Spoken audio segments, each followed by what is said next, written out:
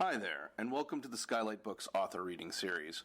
If you'd like to learn more about us and our many upcoming author events, please visit skylightbooks.com, where you can browse our inventory, buy books, and join our Friends with Benefits Club. You can also follow us on Twitter, Tumblr, and Facebook. To speak to a real live bookseller like me, please call 323-660-1175. Thanks for your support, and enjoy. Sands Hall is the author of the memoir Reclaiming My Decade Lost in Scientology, finalist for the Northern California Book Award, and a Publisher's Weekly Best Book in Religion and Spirituality. She is also the author of the novel Catching Heaven, a Random House Reader's Circle selection, and Tools of the Writer's Craft. She teaches for the Iowa Summer Writing Festival and for the community of writers at Squaw Valley, among other conferences. She lives in Nevada City, California. Find out more at sandshall.com. Now, for the last 20 years, Maggie Rowe has performed in and produced the Comedy Central stage show Sitnspin. Okay. Oh my God. Los Angeles' longest-running spoken word show, having taken the reins from the creator Jill Soloway in 2002. She has sold pilots to Disney, Nickelodeon, and HBO, and has written for Arrested Development and Flaked for Netflix. Ooh. Wow. She is the author of Sin Bravely, a memoir of spiritual disobedience, which she is developing as a television show with NBC Universal. Her new memoir, Easy Street, will be released next year. Are y'all ready? I'm ready.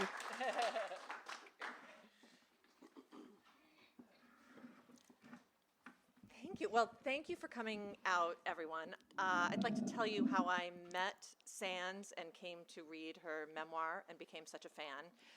We did a literary conference in San Francisco called Litquake. We were part of the same show, and before the show started, we were talking about our memoirs. Mine mainly has to do with leaving evangelical Christianity and figuring out what I could salvage from it, and Sands has to do with leaving Scientology and figuring out what she can reclaim from it. So we got to talking and had such a great conversation, and then I read her memoir, and there were so many similarities from what I went through. But the thing that I thought was most interesting, because what I have heard about Scientology is all the nasty, crazy shit. I've heard about the musical chairs and the toothbrush, like all toothbrushes. I always heard stories about they had to clean toilets with toothbrush, you know. And I've always had this attitude: why in the world would anybody get into this in the first place? And I really didn't have much of knowledge about it. But when I read Sands' book, I was like, I get it. There are, I think, some pretty darn amazing techniques that, of course, are in other things. They're in psychology and philosophy.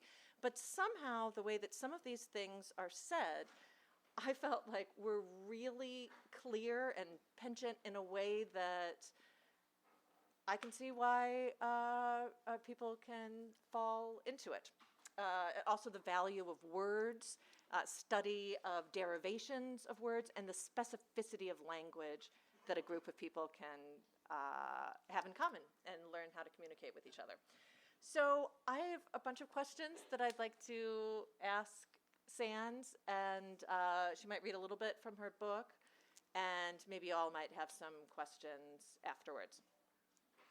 So I guess my first thing that I would like to ask, if you were to take one thing from Scientology that you felt was a valuable thing that made it worth, in some ways, having your so-called lost decade, what would be the, if it's the baby, if we're going to throw out the bathwater, is there a baby?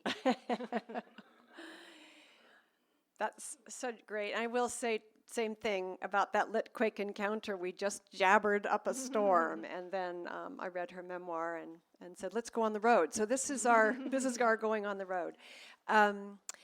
I would say it's true what it is that Maggie points out. One of the things in writing my memoir, although I hadn't read a lot of other memoirs by former Scientologists when I began my own, I was really conscious that there was this sort of sense when I couldn't even say that I was writing a memoir. When people would say, "What are you writing?" and I'd say a memoir, and they'd say, "About what?" and I'd say, "Scientology."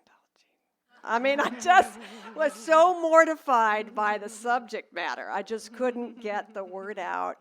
And eventually I was able to, of course, articulate that. But I realized that part of what I wanted to do was to bring the reader along with me on what it is with this particular soul, this particular life, this particular series of circumstances that made such a path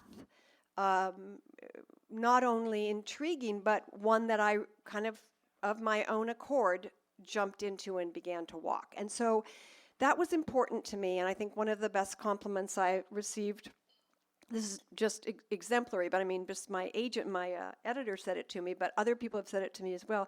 But she said, it was the best version, she said that she had gone home to her fiancé and said, "I don't want to keep reading Sansa's book because she makes Scientology sound really intriguing." And amongst those things was to try, indeed, to bring the reader along on those aspects that I found fascinating. And just briefly, first of all, was something called the communication course. And I thought, I communicate just fine. I don't need any of that help. But I learned things there, like here are the things people don't pay attention to when communicating, like interrupting or not acknowledging and things. That was important. But I would say ultimately the most valuable thing for me, and I know it drove a lot of former Scientologists crazy, the exact same thing that I adored most, was being in the course room studying. It was where I learned I was a scholar. It was where I learned that I love sitting at a table, going down rabbit holes of information. I remember one particular one to do with Israel, not knowing why is it even called that, and what was it, and uncovering this entire thing about Jacob wrestling with the angel, all the struggling with God. I will not let you go until you bless me. Exactly. You see? She knows. And above all, of course, the whole thing of looking for me, of that emphasis on clearing words, that it was in knowing the derivation of a word that the entirety of it would sort of pop open. It was sort of a little bit like opening a Christmas present. I would save the derivation for it. And that says a lot about me, I'm aware. But that was one of my favorite things, and one of the things that I have taken with me ever since. There isn't probably a day past that I'm very grateful for now for phones, where I'm looking up on dictionary.com on my phone, looking up some derivation or something. And I remain extremely grateful for that. So that's one. The other one that I thought was interesting is there's meditation, but they will do meditation facing each other, which through all of my Zen stuff, like we face the wall, but I've never sat and directly faced another human being, and it seems like that's a good way to develop empathy, and it's a practice that I haven't done before. Well, we did laugh today that we have done it. It was in acting class. It was true. Mirrors. Right. Mirrors. Yes. Trust exercises. Absolutely. That's yes. true. Well, and of course, it would never be called meditation. They were called training routines, and they were teaching you very specific things about communicating, which in turn were teaching you very specific things about the form of counseling called auditing. And of course, that was the way to get you very, very involved in the stuff. But that was a pretty valuable and intense thing. And I remember figuring out a lot from sitting opposite somebody, staring into their eyes for a long period of time. You begin to notice what's around them. You get to notice their physiognomy and their face, and it's not always pleasant, but it made me pay attention to faces in a way that I hadn't before. I was saying to Maggie earlier, like I'm much more conscious now when someone's telling, say, a story that is freaking them out a little bit, and suddenly like their face will get a bit pale underneath their maybe the blush they have on their cheeks, or these two spots will burn on their cheekbones, and I'm kind of conscious in a way I don't know if I otherwise would be. So that's a very interesting aspect of things. Yeah, am I talking too close to my mic? Thank you. Thanks, Skip. Such a friend. I could just hear that our voices were very different in the way they were coming across. So I believe the big sticking point for you, which was the biggest sticking point for me, well, except for the health thing, but in Christianity was the evangelical Christianity, the way I was taught it is the one and only way. And every other religion, they would give that phrase, damning with faint praise, so it would be like, yes, other religions have once in a while had something reasonable to say. Like that was like the most that they would give it. But it was like, this is the one path. And that's the exact same thing that they say in Scientology. It's not like this is one of many. This is the one, and all others, the only. The only. Is like, and I feel like from the very beginning, you kind of buckled against that idea. That was your first objection, but then you kind of pushed that down for the community, for the kind of interest in these techniques. Yep, it's true. It is, to me, I agree completely, that very strange thing that all religions organized seem to share, which is this sense that this is the only way, and you're damned if you pursue any other way. Reading Maggie's just terrific memoir and very funny memoir, till it's not funny, but then it's funny again, just to say. I was quite struck by that also, the degree of, especially, of course, in the Christian world, how it's like we're supposed to have this sort of compassion towards others, at least that's what we understand, and there is none for those that are not following the path. And there was something quite similar. I mean, it's like we Scientologists didn't have so much as a hell, except that you would not escape the penal colony that is Earth. And you wouldn't be able to soar to planets without your body if you wanted to. I mean, that's really simplifying things. But there was a form of, if you don't keep following this particular path, you are damned. It's a very similar idea. And I think it's just an awful aspect of things. In fact, I think I'm just going to tell this story. It's like when I was trying desperately to leave Scientology, and I had been accepted by the Iowa Writers Workshop, and in many ways I had applied to the Iowa Writers Workshop as a way to geographically put some distance between me and this city where I was then living. And I began to sit. I had done transcendental meditation when I was really young. Those of us that were at ACT in those years, everybody got their mantra. And I did a lot of that for years, but I'd really let it slip away because you can't mix practices in Scientology, and that was a practice you couldn't mix. And so I began to pursue that again and read books on Buddhism and really go. And I was sitting pretty steadily, and a Roshi came to town and was going to give this weekend-long seminar workshop, and I sat beside him. And that phrase, monkey mind, is so amazing because, I could not actually make my body sit still for those 8 hours beside him and then 4 the next day. And it was just, I can't even imagine what he must have thought. But I got an opportunity to have a private consultation with him. We could have this little extra thing at the end of the Sunday. And I went, and we had to prostrate ourselves fully 3 times. And I'm like thinking, what the fuck am I doing? And it's like sands in Scientology, they hold on to tin cans. It's like nothing can be stranger than that. So I prostrated myself 3 times and sat opposite and poured out the fact that I was so torn. I wanted to leave Scientology. I was thinking it was not a good thing for me. I felt constrained and confined, and I was miserable. And yet I felt like my soul was damned. They'd really convinced me of that. And I poured it out, and he said, there was a very, very long silence. And he said, it doesn't matter. And my heart just was, oh my God, what do you mean it doesn't matter? Because what I wanted was him to say Buddhism. Buddhism is the only way. It's the way, the truth, and the light, and the only way you're going to escape these terrible feelings. And he said, if Scientology is your way, then you must return to it. And if it is not your way, then you must not. I was so mad. It was just this, because he said exactly the right thing.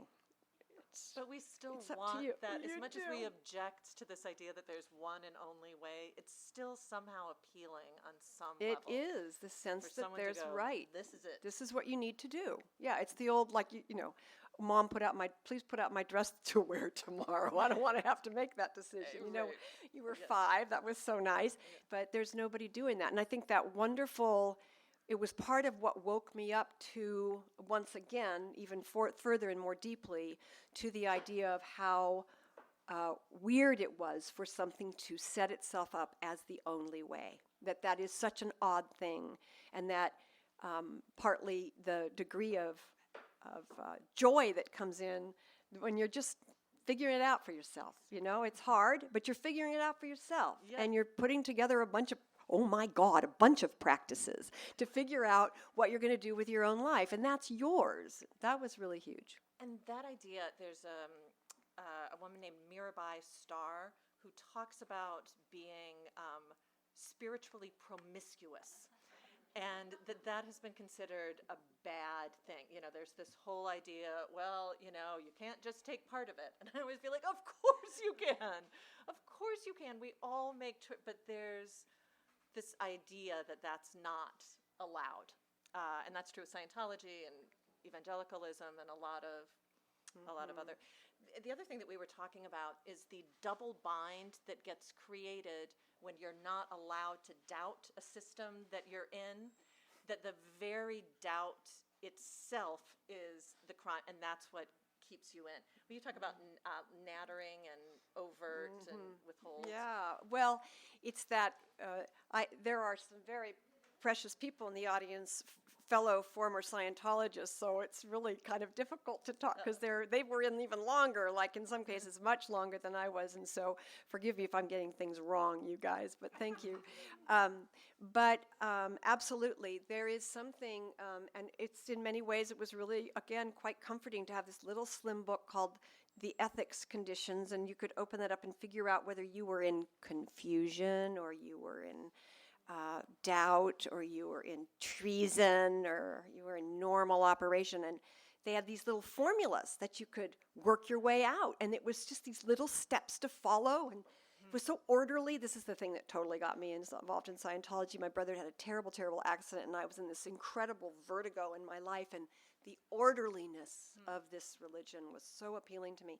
So this little book, and I remember being in doubt 100,000 times and using this little doubt formula to try and get out of it, and having this thing of how can you actually use a doubt formula that is created by L. Ron Hubbard to persuade yourself that you should leave the very religion that you, it was like the Mobius twist of logic is unbelievable. And also, in something, again, one of those interesting things that has a very positive side is being aware.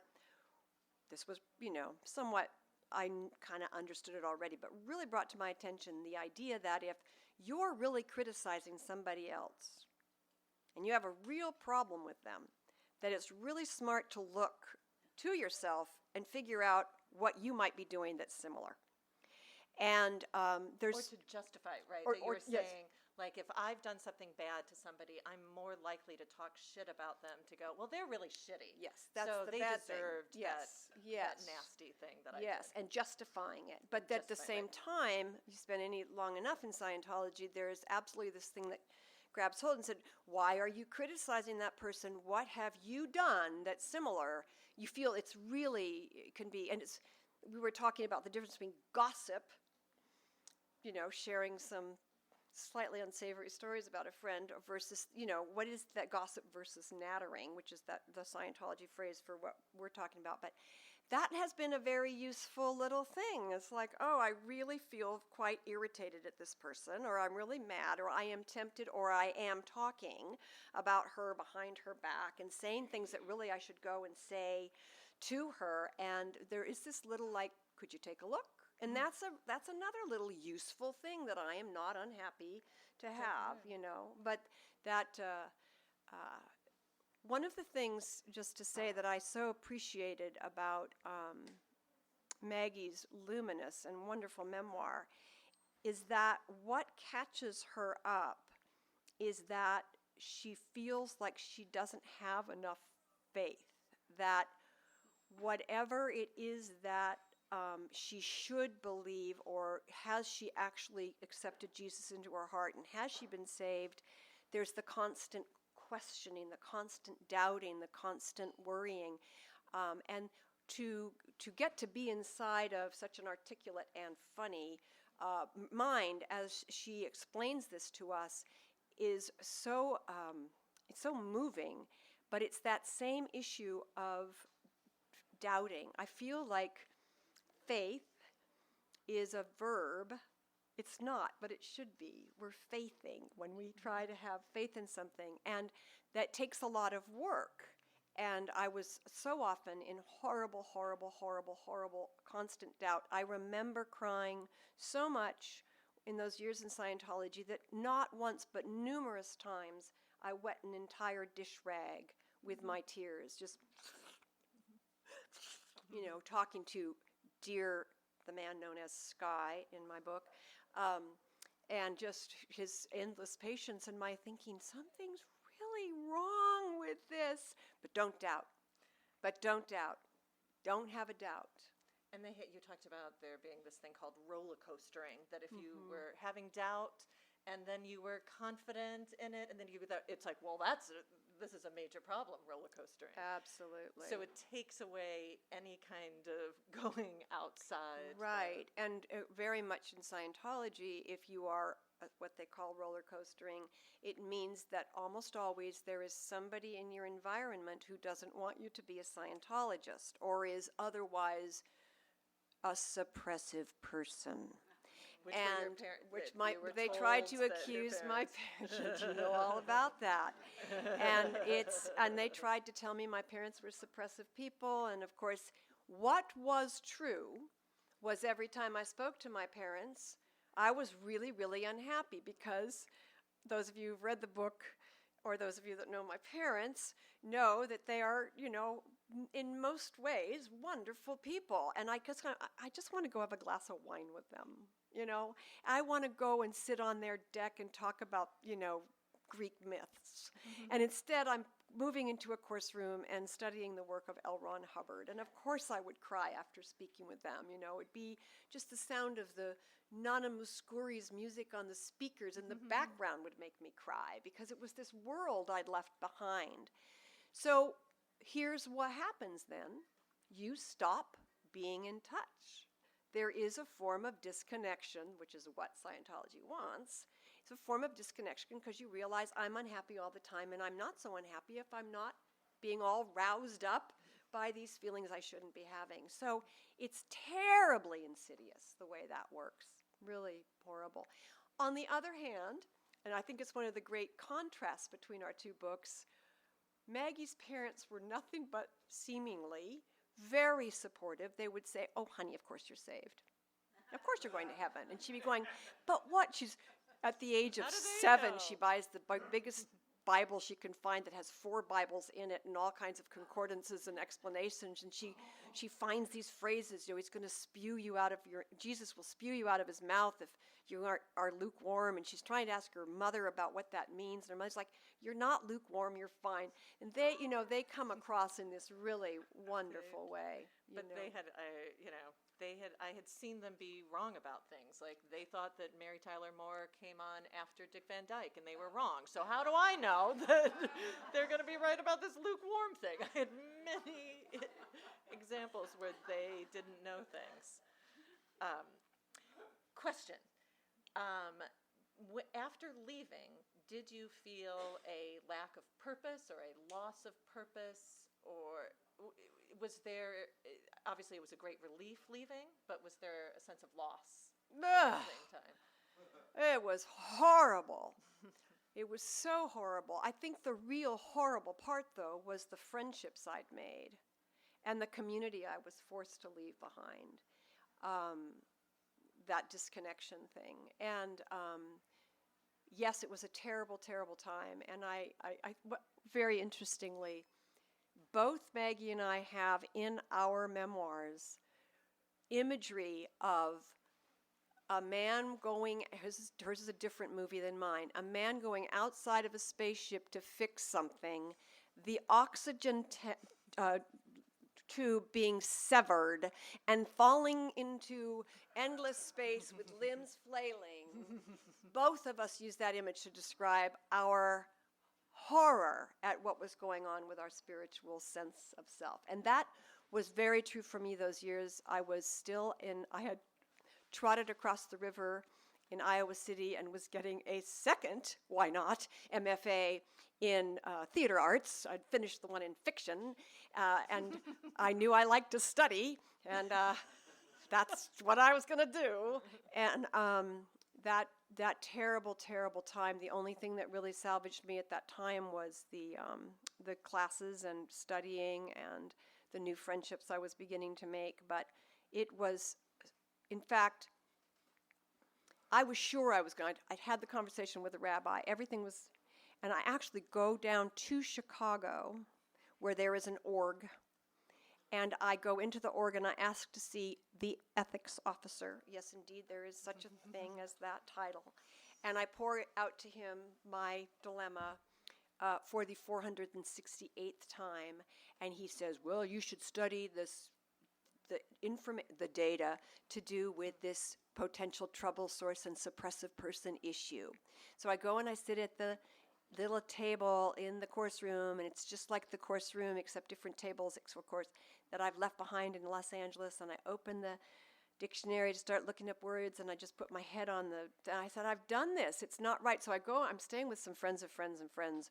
The wife's a Scientologist and the husband is not. And she's crying all the time because she's just come back from doing some level, and she wants to just go back and be in this clean space that is known as flag. And she's crying, and her child comes in on his little pogo stick or whatever the equivalent is, says, stop crying, Mom.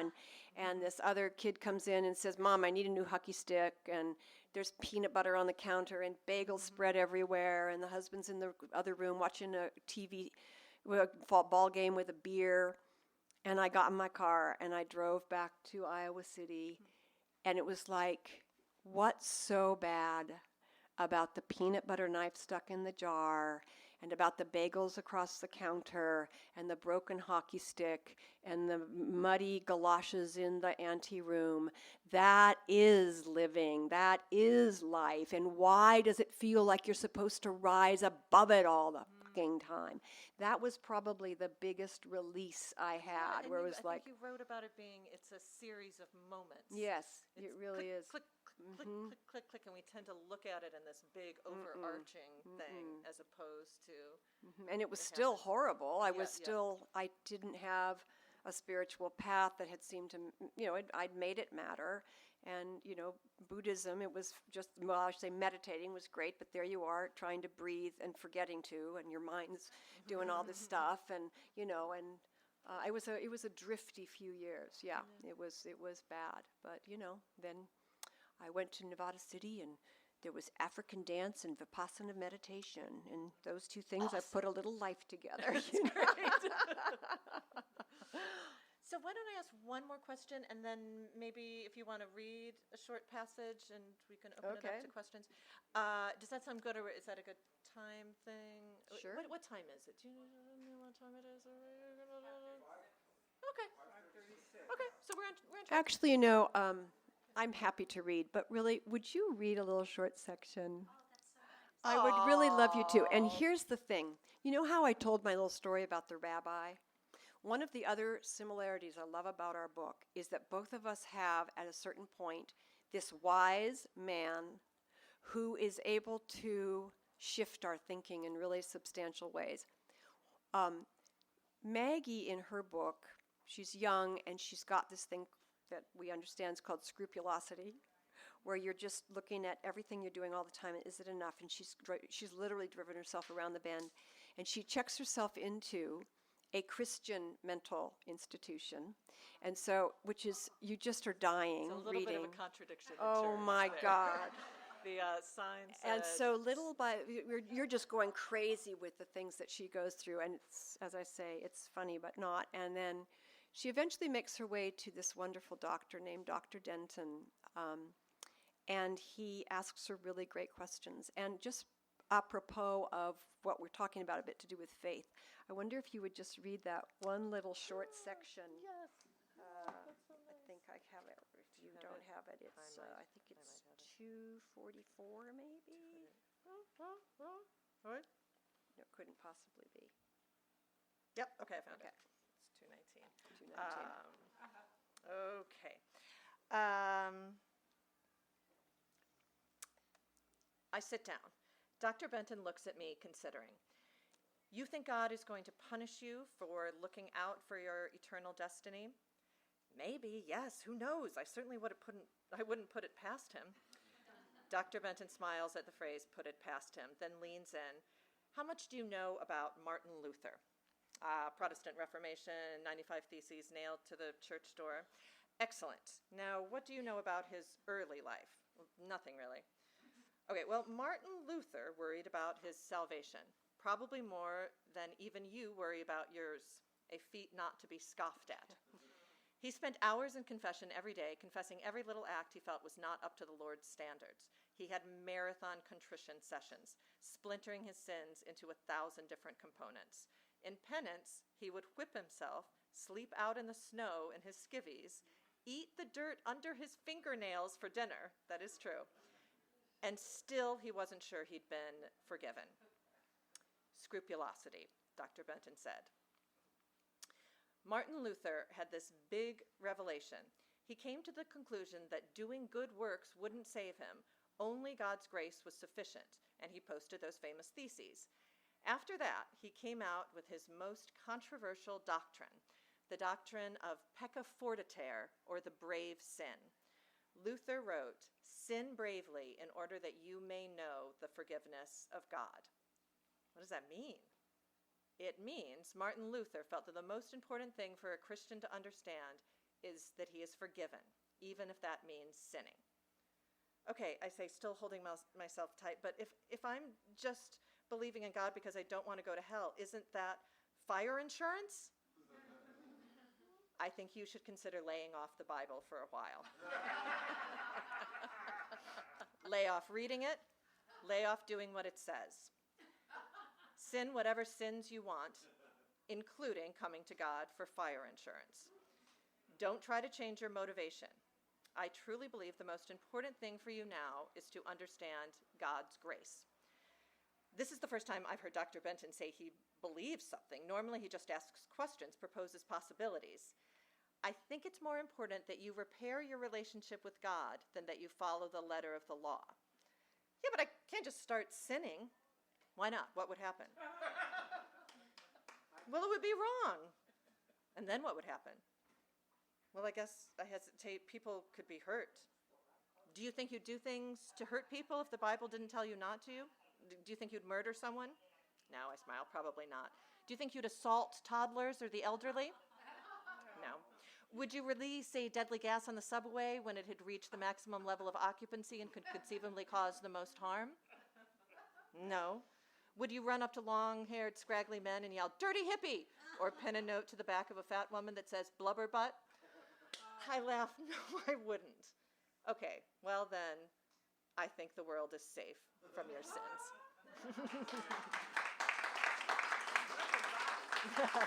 It's good advice. And what young Maggie does to sin bravely is just a wonderful part of the book. It's absolutely just, no, you have to read. It's just absolutely delightful. It's just wonderful. Yeah, what the brave sin is so great. Yeah, it's really delightful. So I guess Yes, does questions? anyone have any questions for Sands about her experience, about Scientology? I married Jamie Font, the bass player, I love Pitter Patter. He was very handsome. Yes.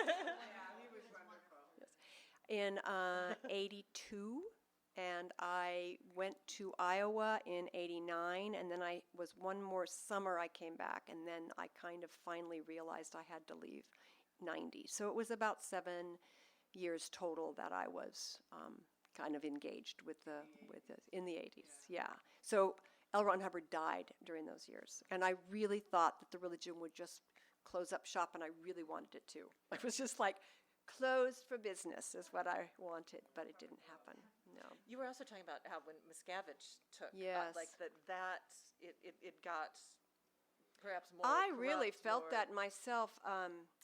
The man that I call Sky, then we would often, like there's a story I tell in the memoir about a Thursday night. People who are Scientologists know this. Thursday at 2:00, there's always this, you got to put your stats in for the week. And Wednesday night, as often as not, we'd get a phone call and say, is there anybody you could bring in to take a course, or is there any money you could give us or something? And so one night we get such a phone call, Tom answers, Sky, excuse me, and he listens, and we're supposed to go to some event, and that's about to happen, these big, huge events that take place at the Sheraton, and I don't want to, I hate those events.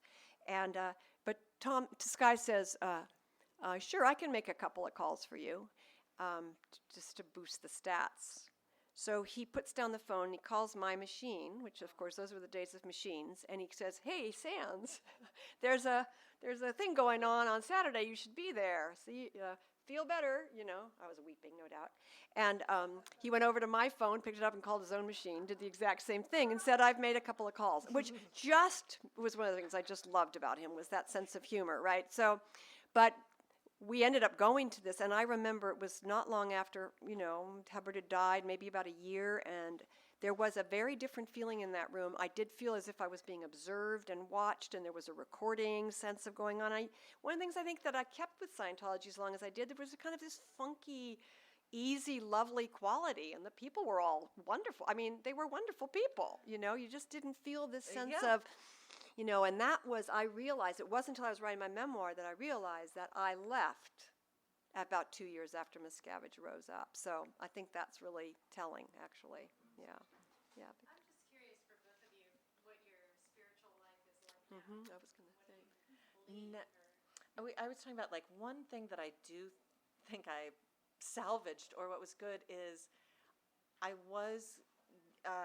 did have this spiritual notion that changing my perspective will change my experience from Christianity. And now I'm a member of a Zen Buddhist organization with Conrad, who used to be a Scientologist as well.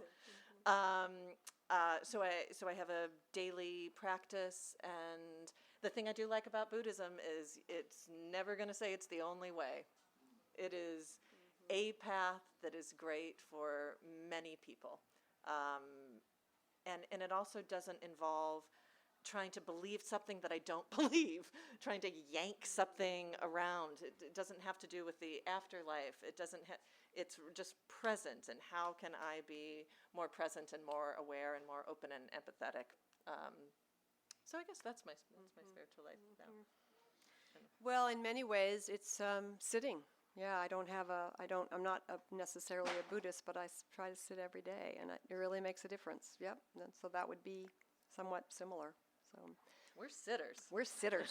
We just sit on our butts. That's what we do. Yeah. Sit bravely. Exactly. But it's a great Squat question, bravely. though. Yeah, it is. Yeah, Skip. You mentioned that it was a real loss of community when you left, and that's one thing I think a lot of people don't know about Scientology, particularly the celebrity center aspect, which a bunch of us came from.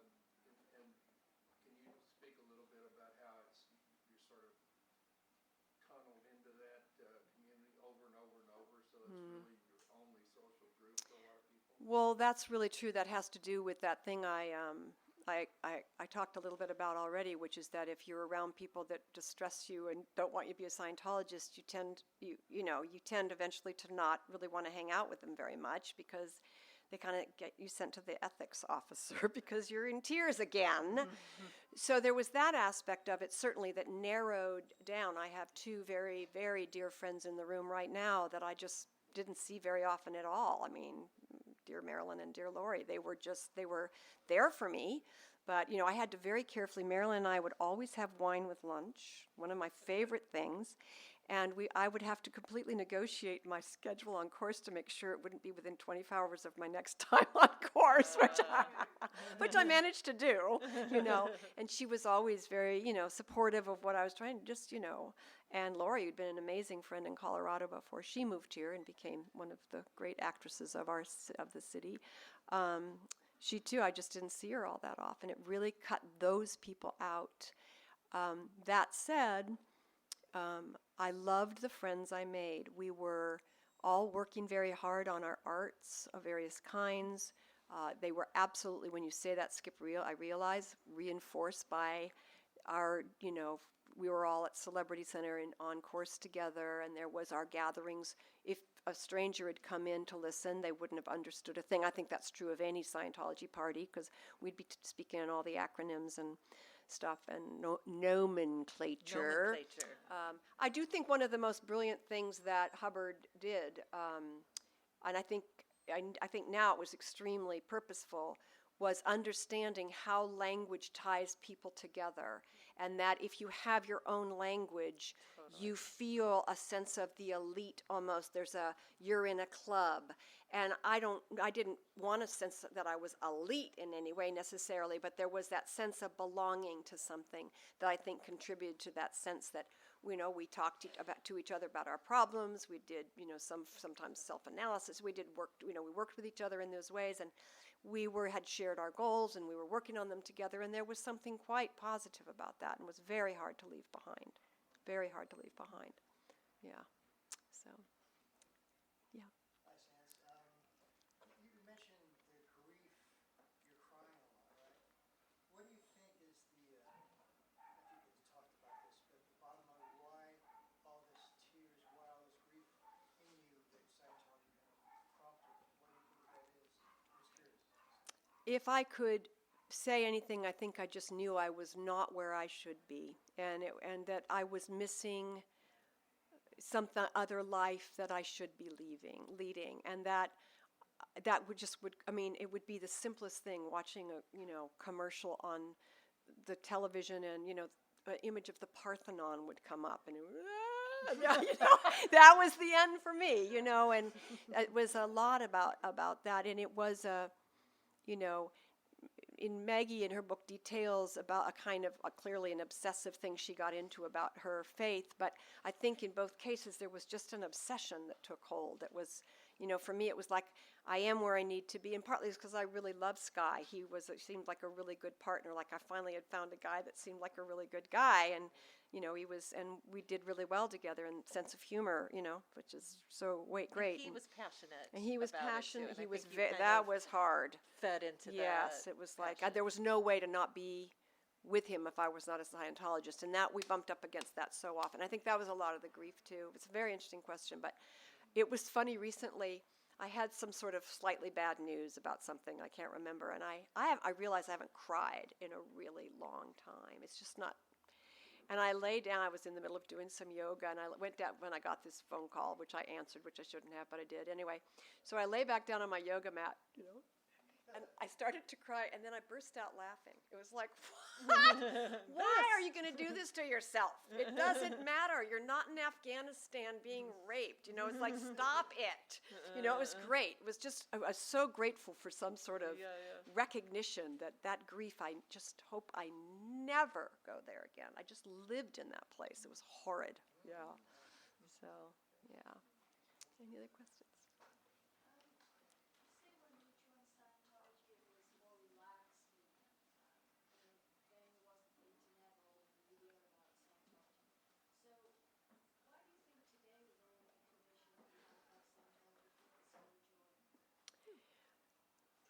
Well, it's such an interesting question.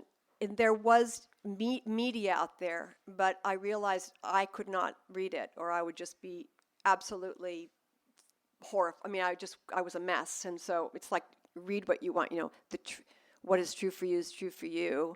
When you have lost that, you've lost everything. Quote from L. Ron Hubbard. But really, it's just read what I say you should read, really. But anyway, I think bottom line, because I have thought about this a lot, and I've spoken actually about this with Tony Ortega, who runs the Underground Bunker, that terrific sort of website blog that's about exposing all things Scientological. And he has stories like people come in and they are in Sea Org within 3 days of being interviewed. I mean, they're just this. I think it's purpose. I think it has to do with meaning. It has to do with the big hole. You know, when you see Scientologists on the street corners with their little clipboards and they're asking you such a clever question: are you really happy? What is happy? What is really? I mean, let's just start there. But anyway, that their job really is to discover what they call your ruin. So it could be you're having money problems, or problems with your spouse, or problems with your child, or problems with your family, and they will always be able to solve it. That's the thing. Oh, well, we have a course for that. Oh, we could do that with auditing. So I think their ability to find the hole that needs to be filled is really, they figured it out. And that to me is what I think makes people, and also it sounds really good when you're going to save the planet from war and you're going to lead people, you know, it sounds really good. It sounds, it's Clear the whole planet. Clear the planet. You know, which I sort of thought of clear cutting when I first heard that phrase, but you know, it's like, and that's not what it's meant. It's like get everybody's minds to not, you know, to be able to process things without reactivity and no hatred and no fear. It all sounds so wonderful, and you want to believe it, and I think that keeps a lot of people in too. You know, I mean, they would have many, but I think that's a lot of it is purpose and community, and once you're in, how hard it is to escape, and peer pressure. But the joining is really interesting. Yeah. Sans, you know, some of the people that I love that have been damaged the most by Scientology, it happened when they were born into a family with Scientology, and so immediately as children, Sea Org programming, you know, devastating consequences. So I'm just wondering if I would feel like you must have thought in as you're writing, is this going to be redeeming to science? How is this going to be in the pantheon of Scientology survival stories? How will this do damage? Or, you know what I mean? How do you sort of balance the responsibility of someone reporting even in a memoir fashion? It was on my mind an enormous amount because I both wanted to be fair to what Scientology was, how I came to it, what I felt I had gained from those years. And of course, that's the reclaiming of the title, very important, as I say. I begin the book by saying I pretended for a decade of my life hadn't happened, and that was true. I was absolutely mortified that I had chosen to do that with 10 years of almost of my life. But I also felt it incumbent upon me to be sure to lay out the things that are really problematic and to explain how there is this little helmet that you kind of put on of your own accord that has, you know, little tweedledees that go in your ears and little ocular things like when you go to the eye doctor, that you kind of skew the way you view the world. But you put this helmet on and you keep it on. And that I try to make that idea clear to a reader so that there's a sense, I would love, my real hope was that it would get to people who are on the fence, that it would help them to realize, no, I can leave and there is life after. I think one of the most intriguing things is how many people have written me to really say, you have taught me to look at a decade or years I thought was lost in a whole new way. And that was not what I expected at all to come from it. But that's been we were talking about the blessing of the letters that we receive. And that, you know, a review is a lovely thing, but a letter from somebody. So I don't know if that answers the question, but, you know, it was a balance of trying to be fair to the church and my friends and and also to also really lay out the dastardly stuff that is the Sea Org and especially the children and this basically slave labor and all those things, which I didn't really see it at the time. It was all just teary, but as I got further and further away and was able to examine, was like, oh my God, what did you close your eyes to? And trying to make that clear in the book. So, yeah. You mentioned the Celebrity Center, and you often hear about kind of a two-tiered system between a Celebrity Center and more garden variety Scientologists, where that's where you hear more about the toothbrush cleaning stories. I wanted to see what your perspective on that is. I agree that it's there. When I was at Celebrity Center, I stopped yesterday. It was like my heart was pounding. I stopped yesterday and stood opposite the building, and I had worked at $2 bills. I know. And well, that's the AO. That's the advanced award. Am I pointing in the right direction? Anyway. But because I'd worked at $2 bills, which is a restaurant right across the street from CC, and so I was sort of trying to be there, really trying to find my old self, because other than the day, Marilyn, that you so sweetly drove me around CC, and I was in the seat going like, oh my God, I was so scared that day. But even in my own experience, as funky as it was in that time period, and not as, I think, as there wasn't quite so much, there was money, but it's nothing like it is now, and how important that is. I was aware that I came in as a kind of celebrity because I'd worked at the Old Globe Theater, and I'd worked at Ashland, and I had been on Lou Grant. Some people are old enough in this room to know what that means. And I was somebody who had a pretty good career. And my status definitely went down because I didn't do any work, and I stopped being, I went to Celebrity Center, but I was no longer this. So I remember a specific moment when I realized, it's a little bit like Handmaid's Tale. All of a sudden I was expected to clean the latrine. Not really, but there was a kind of, with a toothbrush. But there was a little sense of having really been demoted as a celebrity, and I was no longer in this, the Karen Blacks and the Chick Coreas and the Jamie Fonts, So it was interesting. It definitely. Oh, shit, of course, Well, but also I will say that I was aware of a discomfort the entire time. Hubbard says, a culture is only as great as its dreams, and its dreams are dreamed by artists. And for an artist, that's really nice, because it's very easy to feel solipsistic. What we're doing, I'm flinging my little sand around in my sandbox, It's like, it's very easy to feel that way. So it's like, oh, okay, my dreams are going to help this culture. So the idea of a celebrity, whether it's the perfume or the Rolex or the religion, that the celebrity wears the watch and they're famous because of it, and they wear the perfume and they're famous because of it, and they practice the religion, they're not the other way around, right? We're asking you to wear our watch because you're a celebrity, So that whole thing really bothered me anyway, that to be a celebrity, it was all about championing the religion as a celebrity, and I never got comfortable with that. I was very shy, stood back. And you didn't do any of the proselytizing? No, I was unable to do that, and the one time a song of mine was sung for a big rally, I couldn't actually get my voice out. I was so mortified that even though it was a dream of mine to have my song sung in such a rally, something to do with freedom, but I literally lost my voice and lost it for years actually afterwards, which is, the whole thing is really interesting. Yeah. Were you still like a strong adherent to Scientology following that when you thought you were off the A-list? Did that have a direct effect? I was never that degree of a celebrity. I was minor celebrity. I wasn't. So that never made a difference. I was a. Still equally interested in Scientology with that, or did that somehow affect your passion for following Scientology? No, that had nothing to do with it. Not a single thing, because that whole idea made me so uncomfortable in the first place. So, yeah. So. All right. Well, thank you guys so much Thank for coming you so out.